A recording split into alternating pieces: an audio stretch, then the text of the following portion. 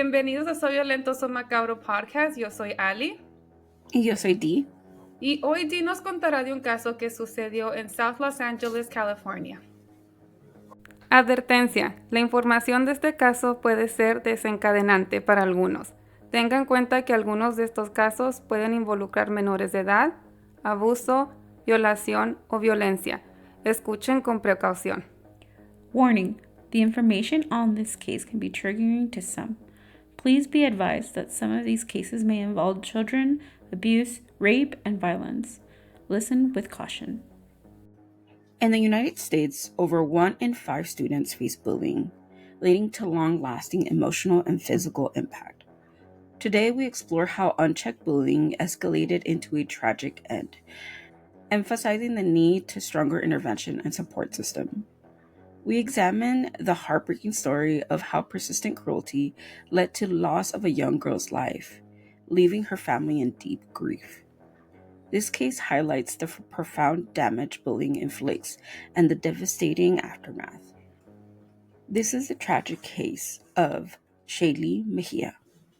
Mi hija me la robaron, los sueños de ella. Mi hija era una niña muy buena, no se metía con nadie, nunca había tenido problemas. Empezó con dolor de cabeza y dolor de cabeza hasta que fuimos a parar en el hospital cuando ella se desmayó. Se desmayó por causa del golpe que le habían dado. Si ustedes pueden ver ahí en la imagen, ella se dio en la cabeza. Estaba tranquila porque en la escuela iba a estar bien, según yo en mi mente. Pero sabiendo lo de la escuela, de que yo ya había venido a darles una imagen, porque ellos no me creían. La policía de la escuela sabía perfectamente lo que estaba pasando, pero a mí no me notificaron. No quería ir a la escuela, pero a la vez decía, tengo que ir porque no quiero dejar de estudiar. Shaylee Mejia was born on May 15, 2007 to Maria Juarez. She was the oldest daughter and was a big sister to a 3-year-old brother. Little is known about Shaylee's family, but according to Maria, she left her abusive husband in 2023 and moved Shaylee and her 3-year-old son to an apartment complex in South Los Angeles. Maria said she was excited for a new beginning and for a new change and hopefully, have a better life and a better safety environment for both of her children. Maria describes her daughter as being smart, loving, thoughtful, and caring. She also said that she enjoyed painting and being artistic, as well as enjoyed taking care of her sibling. He was completely different in ages, so you could just see how happy she was to take care of her little brother. Maria also told outlets that Shaylee was very helpful, and she loved helping others, and she was excited to continue studying in order to become a nurse one day. Maria was a housekeeper and would clean hotel rooms in the city of Los Angeles. So a lot of her work was very heavy and her hours were very prolonged. So she tried her best to be involved in her children's life, but also the work industry she was part of took a toll on her life. She was also the main provider, and as a single mother, it was very hard for her to take time out of the day to have to go and take care of stuff within the home or anything that had to do with their school. But she tried her best. She would call off work and be like the most supportive mother that she could to her children. Shaylee attended the UCLA Community College in the north side of Los Angeles, and that's where she mostly spent all of her school years. However, because of the separation, Maria decided to transfer Shaylee from UCLA Community School to Manual Arts High School in South LA to start the year off of 2023 to 2024 school semester. However, things changed very quickly once Shaylee began the new school year at Manual Arts. Maria told the Los Angeles Times that she began noticing that Shaylee didn't like attending school anymore. According to Shaylee, she was threatened a lot and was bullied for just being the new kid at school. Although the bullying persisted, Shaylee continued to go to school and try her best to stay out of, conflict and just mind her business and just continue finishing the school year. However, the incidents proceeded and prolonged, and her mother would notice that Shaylee was just continuously not wanting to go to school, feeling very threatened by going to school. But Shaylee tried her best to just go and not make a fuss about the bullying. She was focusing on school and hanging out with her friends on the weekend that she had made in UCLA Community School. So she just tried her best just to get through the week. However, on December 13th, 2023, Maria arrived home after a long day of work to find her 16-year-old daughter trembling and sweating in her living room. Maria told the outlets that Shaylee was in so much pain that night to the point that she started crying. According to Maria, Shaylee told her that she didn't want her mom to make a big deal out of the situation that was going on. Maria ended up encouraging her daughter to tell her what was going on, and Shaylee began to cry and explain that she had been bullied, and being a new student in manual arts, it made it very difficult for her to, just be a part of her school classmates. She said that she continued to tell her mother that she had gotten into a fight in school. Then Shaylee ended up just showing her mother the bruises that were covering her arms and her chest. Filled with fury, Maria went to school the next morning to try and tell administrators about what was happening to Shaylee at school. The administration just dismissed Maria's concerns and failed to take any actions regarding Shaylee's bullying. Maria told the LA Times that even when both Shaylee and her tried to share videos of the incidents that were recorded that day of the fight, they refused to acknowledge any of the evidence that they had. What? She goes on to say that she had refused to leave the school premises until the school administration filed a report acknowledging the fact that they know that bullying was happening and that there should be more security, and they should keep an eye on Shaylee and just take accountability of the situation and realize that something is going on in their school. Especialmente cuando tienen fotos o tienen videos and she's showing, she has proof. Exactly. Her body and but according to de las escuelas, que esta escuela no actuó más rápido. And it's sad because she says that even as time went on, when this bullying was happening, when they didn't have any altercations, that you can see that she just didn't want to be in school. That there was just a fear of her going to school.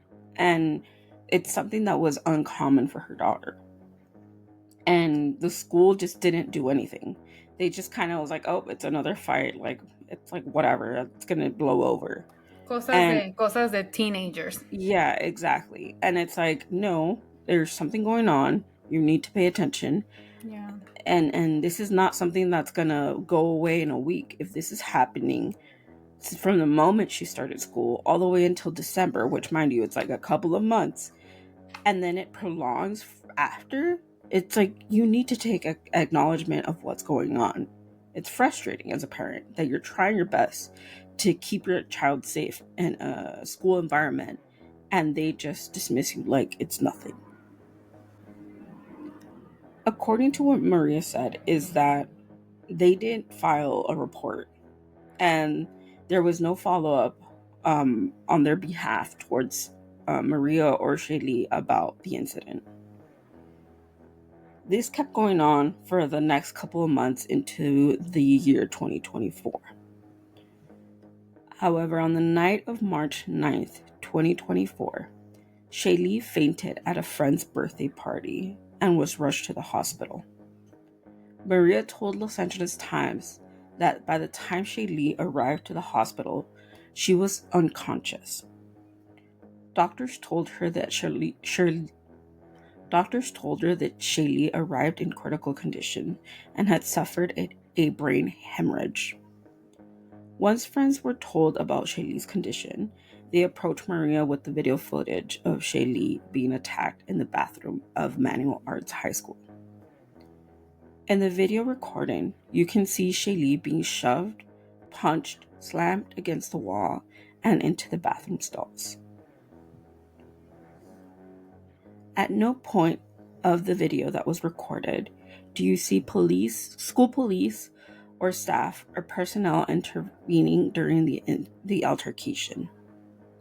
After a few minutes of the girls fighting, you can see a group of students separating the girls.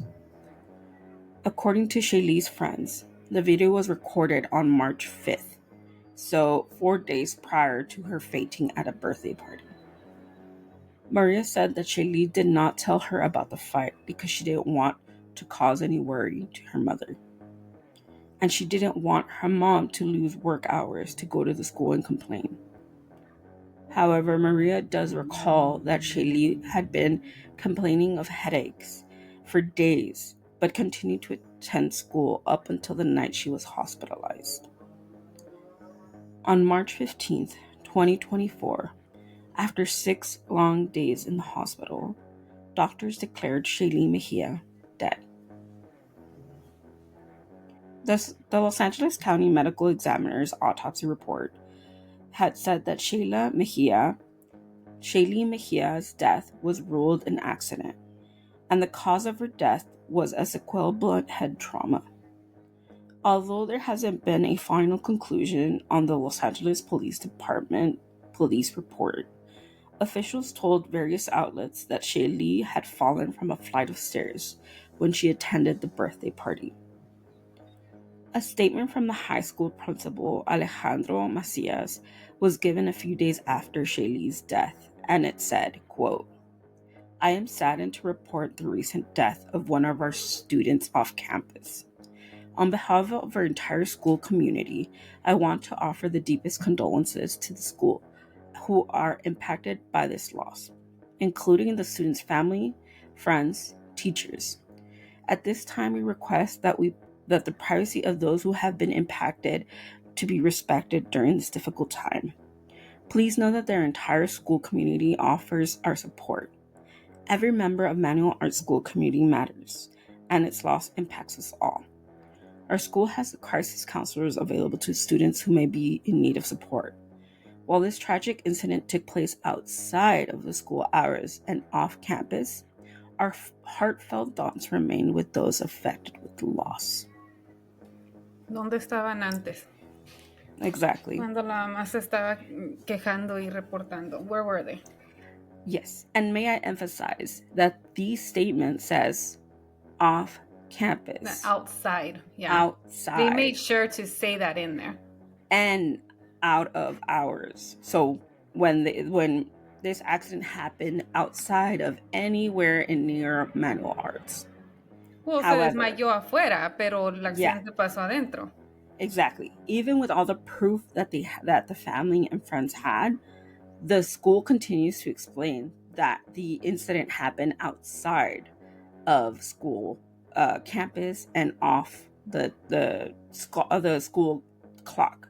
So basically, it's out of the clock, it's out of our school system, it's not our responsibility. Basically taking no acknowledgement that the school had any issue within this incident.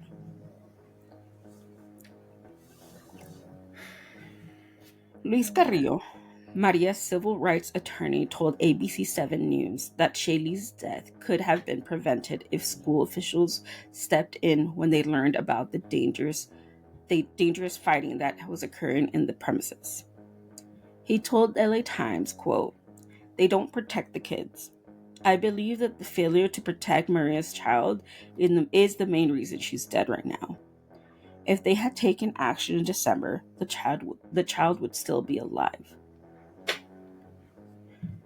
Maria told the Los Angeles Times, quote, "As a mother, I had full confidence in leaving her at the school and knowing everything would be okay. I'm in shock. I have another child who is 3 years old now. How will I send him to school? I will be thinking that I am sending my child to his death again. Luis Carrillo told ABC7 News that the family has decided to conduct their independent autopsy and hired Dr. Bennett Omalu, a forensic pathologist, to evaluate Shaylee's cause of death. He goes on to tell LA Times, quote, the coroner's duty is to determine the cause of death and not provide a, quote, cover to the Los Angeles Unified School District by exonerating the LAUSD from the brutality beating of Shaylee inside Manual Arts High School. Luis Carrillo continues to say that he also questions how many steps did Shaylee fell down based on the police report. He continued to confirm that the birthday party that Shaylee attended was held in a one-story building. Although the case is still considered open and there is no final determination on what happened to Shaylee, and if there will ever be any arrest in regards to the incident, the family continues to fight for answers and hold the administration of Manual Arts High School responsible for Shaylee's death. I was gonna ask you, cuando le hicieron el autopsy, ahí no le pudieron decir qué fue la verdadera causa, okay, si fueron los golpes que le dieron en la escuela hace 4 o 5 días, no dijo nada el forensic analyst de eso, de que based on the reports that I have read, most of the articles that I've read based on the case said that the autopsy reports show that she just had a blunt head trauma and that she had blood clots in her brain based on like something hitting her head. Okay, but they didn't say how old. Mm-mm.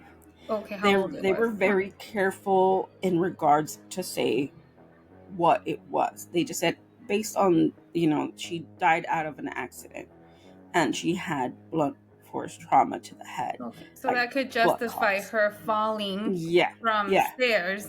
Yeah. Okay. So from what stairs? Like 2 steps going down to the street? Like that's exactly what the mother's attorney is saying. It's like, tell us, how did she fall? Because based on the police report that you guys took at the party, she fell. But it was in a 1-story building, so how did she fall? How far did she fall? Because she fainted at the party. Friends saw her fainted in the party. Friends rushed her from the party to the hospital because she fainted and she was unconscious. Tell me, how did she fall there? And then they're very careful to cover their tracks when it comes to reporting on Shaylee's death. And that's the thing that the attorney is very upset about, because instead of trying to have an open report saying, clear as day, she had trauma from days prior, concluding into her fainting, into having these blood clots to the brain. It's more understandable than saying she had an accident and she had blood clots in the brain. And that's why the family is looking outside of outside of their jurisdiction to hire somebody to evaluate the autopsy and make their own conclusions based on the autopsy that they're gonna provide for her, because all of these reports are very cookie cutter and very precise, not to point any fingers to anybody. It's more like, we don't know what happened, but she fell and she had an accident and she had a brain hemorrhage. And it's no, you knew about the fights, you knew about what was going on in Manual Arts, you knew what caused this, but you're trying to make it seem like we're not held responsible, and it sucks. It does, no, porque golpes a la cabeza así de fuertes, en el momento a veces no te vas a desmayar. Pueden pasar días y es cuando, there's one right there where she was saying que tenía dolores de cabeza. Yeah. Eso, and her mother, and her mother was she was in pain for days, but she was oh, se me va a ir, it's fine. I'll, go ahead and go with my day. And the thing is, like, no, those were signs of her body telling her something's not okay. You need to go to a doctor. Yeah. Yeah. Y es una niña, ¿no? Ella no va a No va a pensar que entender. por los golpes me puede pasar, you know, I could Yeah. get a hemorrhage or a blood clot. Like, she's not going to think about these things. And yeah, she's probably like, I'm a healthy teenager. Like, I'm not going to get that. I've been okay before. Yeah, exactly. Mm-hmm. But the thing is that even the mother had, in an interview, had mentioned how she said, you know, school administrators knew what was going on. Teachers knew what was going on. Other students knew what was going on. And nothing did anything to stop any of this. And now that Shaylee has passed away, they're trying to make it seem like nothing ever happened in manual arts. When, in fact, everybody knew what was happening to her. And none of them did anything to stop it or prevent it. Por eso estos golpes a la cabeza es importante ir al doctor. Yeah. Cuando te golpeas en la cabeza, just go check. Yeah. No digas, voy a estar bien, porque en el momento puedes estar bien and things happen. Exactly. Like man, I don't know, when these cases que tienen que ver con bullying, they frustrate me because it's like kids they know the consequences. They understand. They've seen stories. There's movies. There's shows covering bullying so much now.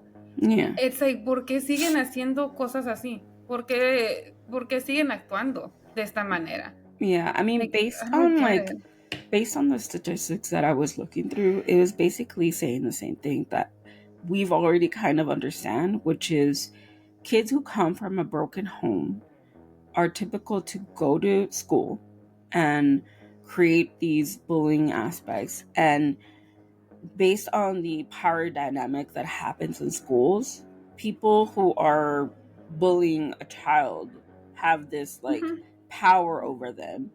And it doesn't stop because everybody around them start going with a bully, because if you don't support the bully's going to bully you. Yeah. So I feel like for many of the research that I've seen is that bullies are bullied.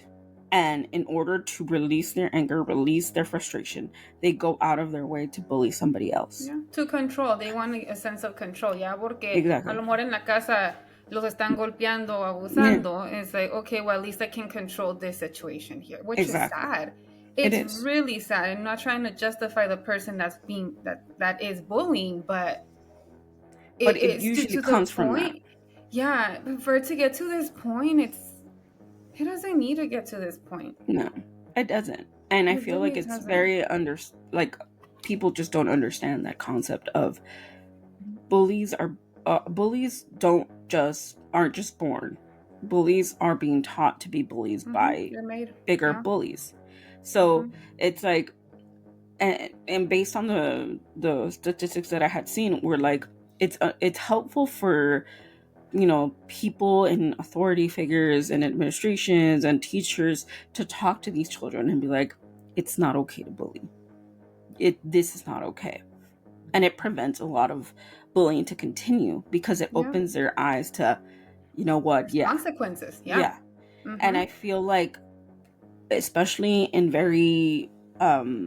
in high school, especially, I think middle school and high school with like kids and their hormones and their growing pains and just becoming these little frustrated adults, administration, just people that are supposed to take care of these kids are just like, this happens every day, it's gonna pass.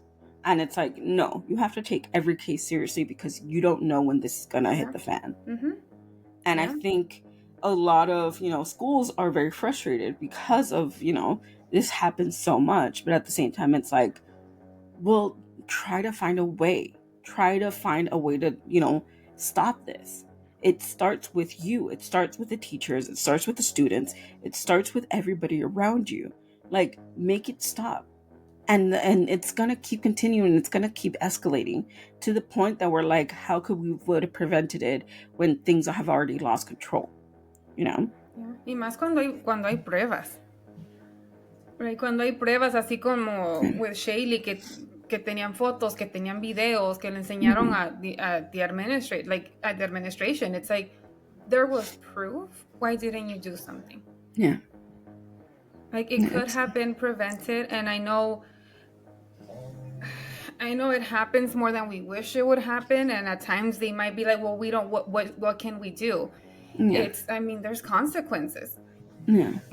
These kids, si estaban grabando y enseñando los videos and nobody was saying anything, these kids are like, eso les da más poder. Like, Yeah. oh, see, I can get away with it and no one's going to care. So I'm going to keep beating this other student who has done nothing to me.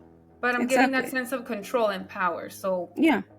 And it's the attention. They also want the attention from what they're getting. It's like, oh, well, I beat them up. Did you see how many, in the time of social media, it's like, did you see how many people saw that video? How many people shared it? So it's constantly like, it's a snowball effect. Whether it's one thing or another, things are going to keep escalating until somebody does something. And sadly, in this case, somebody died because nobody took, proper control of the situation and prevented this from happening. Yeah. According to stopbullying.org, 19% of students in grades 9 to 12 report bullied at school property. And approximately 46% of those students, ages 12 to 18, who are bullied during the school year, have notified schools about the bullying. So even though these kids are being bullied and they notified them, nothing is being done. Y eso es lo malo, porque los students, the kids van a decir, pues ¿para qué lo voy a reportar si no me van a escuchar? Exactly. And then a lot of these places get they go under recognized because they don't say anything, because the administration and the staff and the school police aren't doing anything. They're not helping. Sometimes I would like, if one of our listeners are teachers or they work in a school, I would like to hear their side of things. Mm-hmm. Yeah, just to hear how it is for you guys working in a school and what do you see, right? Because we're not in a school, right? But we just would like to see what's your experience when it comes to working with kids if you work in a school. Yeah. Especially with kids that are older, because we know that it's a lot more difficult when they're older than when they're younger, because, you're just shaping their brains when they're little. But once they hit, middle school and those teenage years, do things change? And if so, we would like to know what you guys think about these types of situation and bullying and anything. We open the conversation to you guys when it comes to that. Yeah, because even me working with kids, I'm not in the school, but the kids tell me this is how it is in the school. And sometimes I don't say things because well, if I tell my teacher, sometimes they're like, oh, well, it's como que, okay, I'll talk to them, or okay, was it that bad? Not in those terms, but it's like, okay, well, it's there's situations where it's like, you really can't do anything about it. Yeah. And some kids are like, well, it wasn't a big deal, or I'm like, was it really not a big deal, or is it just that? Or you just learning that it's not a big deal? Yeah, it's like, well, and I've heard sometimes that, well, ¿para qué digo algo si no van a hacer nada? And I'm like, whoa, no, there's things, you can do things. If you don't feel like the teachers or the principal's gonna do something, then let's talk to your parent. Right? Yeah. Once you tell the parent, I'm like, the parent's going to do something to help you out. Yeah. Your parent will find a way. Yeah. So then it becomes the parents I'm going to fight for my child. I'm going to go. Yeah. I'm going to go and let people know that this is happening to my kid and something has to change. And I completely agree. If things don't work out at school, or if you've told a teacher, you told staff, you told, the police at school, or even the administration that's responsible for running the school, and they still don't do anything, then tell your parents. Yeah. Because this is not going to stop if you don't say something. And parents can go to the board. Yeah. They can go to the district 100%. and say something. If the school, si la escuela no los escucha, go to the district. Yeah. That's why they're there. Make noise over there. Mm-hmm. Yeah. But unfortunately, not many parents know this. Yeah, and they let it happen because A, they're scared. B, they just don't know how to take the steps to properly do this stuff. Yeah. Instead of staying quiet, Maria has taken the pain of losing her daughter into becoming an advocate. She doesn't want her other parents to face the same grief of losing their child to the same fate. Maria told the LA Times, quote, "The situation has been immensely painful, but I can't stay quiet. I can't stay quiet because other girls could experience the same thing. This has to stop." A daughter full of dreams and aspirations to become a nurse had her life tragically cut short due to the relentless bullying. We may never fully understand why someone's actions could lead to such devastation, but what we do know is that violent acts carry deep, lasting consequences. In this case, it cost an innocent young girl her future and left her family shattered with grief. This is the heartbreaking story of Shaylee Mejia. Evitar que pase otra madre lo que yo estoy pasando. Quiero justicias con mi hija. Si yo no puedo salvar la mía, por favor. Me siento decepcionada de las leyes y me siento, la verdad no tengo otra palabra que decir que indignada. Las evidencias valen más que 1000 palabras. Tengo que levantarme porque amanece, pero no hay sentido de mi vida. Me duele que hubo mucha negligencia de la escuela, de parte de la escuela, porque a pesar de que yo llegué con el video diciéndole a la supervisora lo que estaba pasando, me dice la supervisora, esto no es aquí. Y hasta que cuando mi hija dijo, sí es aquí, ella se levantó y levantó la cabeza y le dijo, mira lo que me han hecho. Y ahí fue donde la policía me tomó el reporte. El director me aseguró que nada iba a volver a pasar, que a mi hija iba a estar segura. Our hearts go out to the family, the friends, and anybody who's been affected by Shaylee's tragic passing and her story.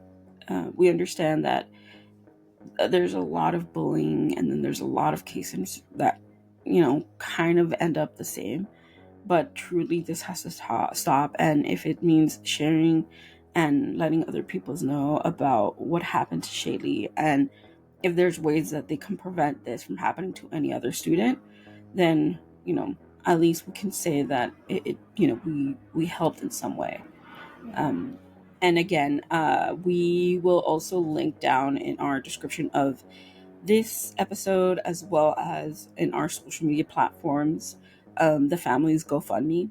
As I said earlier in the episode, Shaylee's mother is a housekeeper, so and she's also a single parent, so she often has to take time off of work to go to these to anything that has to do with Shaylee, or when she has to do interviews, or for funeral expensive, or paying the autopsy that she's going to do for her daughter.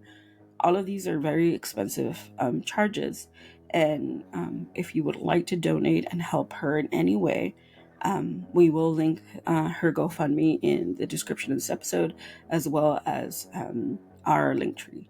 So anything would help, even if it's just sharing it.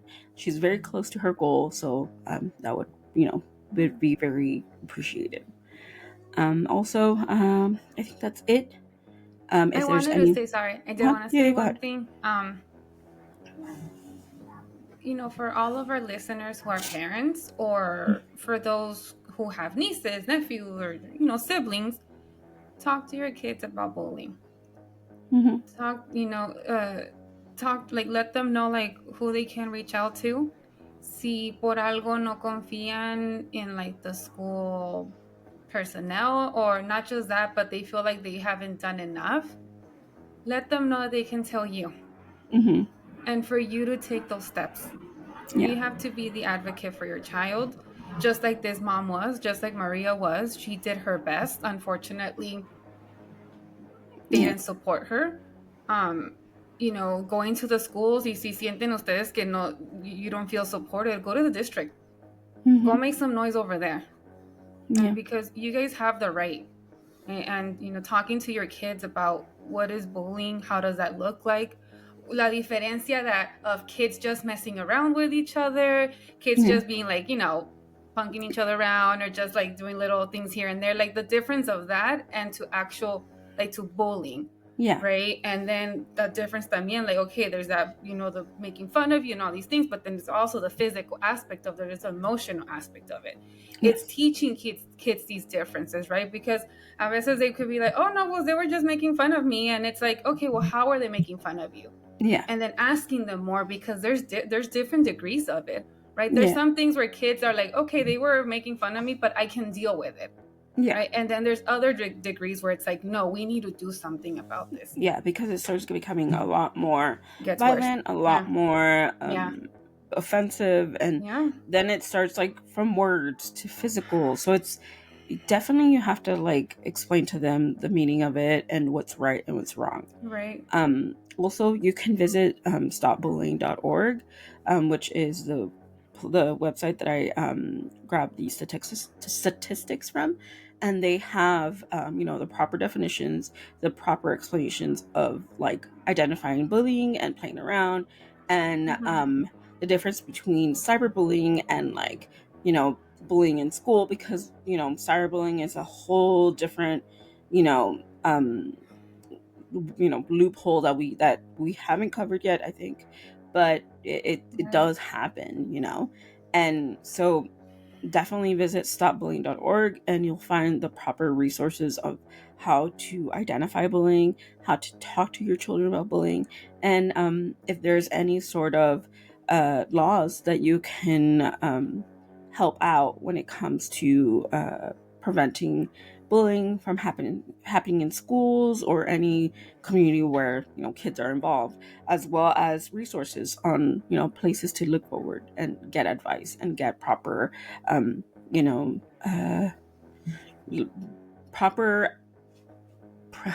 proper way to deal with bullying. So we will also include it in the description of this episode. If you need any further information, we will tag them on our socials as well. So being a kid is scary during these times. Yeah, 100%. I think when I feel like every generation deals with bullying in different ways, right? But I feel like the current generation experiences bullying in a different level, and it's scary, and it's something that we just have to keep fighting to stop. So yeah, because there's more platforms that these kids can use. Yeah. Right, when we were young, we were teenagers, it was the internet was just starting, right? Yeah, the internet was brand new. We're still discovering it, and now it's like we have the internet on a little brick in our pocket. So times have changed, and bullying is completely different. And parents, if you feel like your kid has said that they have been bullied and they need support, refer them to therapy. Mm-hmm. It's so important, because you don't understand. I don't think people understand the effects of bullying on a child. Yeah. There's some people who might be like, ay, amárratelos, y you're gonna be fine, just brush it off and keep on going, you're fine, stop crying, like you'll be fine. It's not that easy. No. And kids need support and therapy. I've seen kids come in, and it's like, it makes a huge difference. And please, parents, if you feel like your child needs that support, that additional emotional support, please refer them to therapy. 100%. And I also feel like talking to a therapist builds their confidence, and to not feel scared about opening up about being bullied. So I 100% believe that therapy helps, especially when it comes to this young of an age, because you think, oh, they're young, what problems do they have? But it's like, trust me, they have so much to unpack. So please, if you feel the need that your child needs any sort of therapy, look into it, because it will help them so much, especially now that everything's going on in the world. They need it more than ever. But again, all the resources that you might need will be in our description below of this episode, as well as our social media platforms. And if you want to reach out, send us a DM, leave us a comment, or if you want us to send you any sort of links or any sort of helpful websites that you can check out, our platforms are open for you to reach us out to. You can find us on Instagram, TikTok, on Twitter, or X as it's known now, or Threads. Just find us at SVSM_podcast, or type in Sobre Macabro podcast. You can look for us on Facebook as well. We have a Facebook page. Just type in Sobre Macabro podcast. We should be the first ones to pop up. I'm not sure.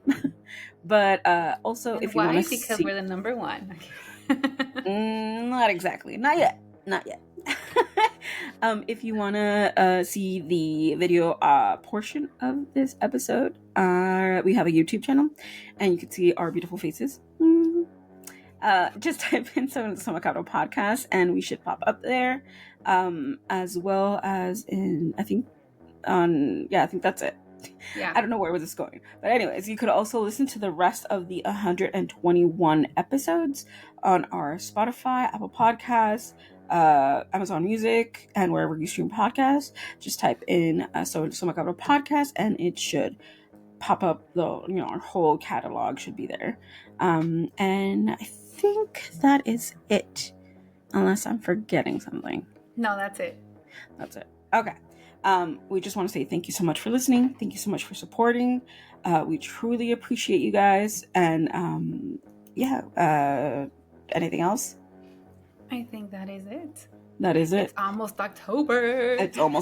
We're in September. We're almost there, guys. We're halfway through September. It's crazy. Getting cold this week. Yay! Oh, so and now, stay safe out there. For everyone, if you're close to the fires, please stay safe. Yes, there are wild, crazy fires happening in SoCal. So if you can, please stay safe. Stay away from those areas as much as possible. They're trying to contain them. And just stay safe out there. And we'll talk to you next week. Yeah, y nos vemos la próxima semana. Yeah, we'll talk to you next week. Have a great Adios. weekend, guys. Bye. Stay spooky. Quédate spooky. Also, go watch Beetlejuice. It was a lot of fun. Bye. Yes, it was really fun. Bye. Bye. Beetlejuice.